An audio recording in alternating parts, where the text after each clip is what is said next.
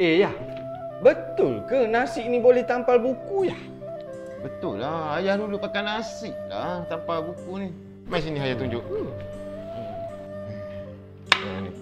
Ambil seketul je. Hengit kat tepi ni. Macam tu. Tampaklah macam ni. Ayah. Boleh lekat ke? Boleh.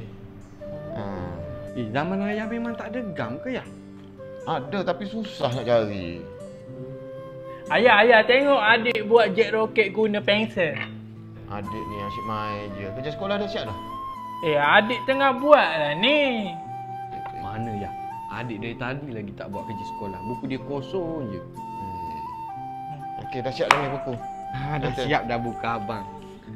Ayah, nanti ada satu lagi tau. Buku adik pun sama. Nanti ayah tolong balutkan guna nasi ya. Okeylah. Jom Tentukan tidur tau.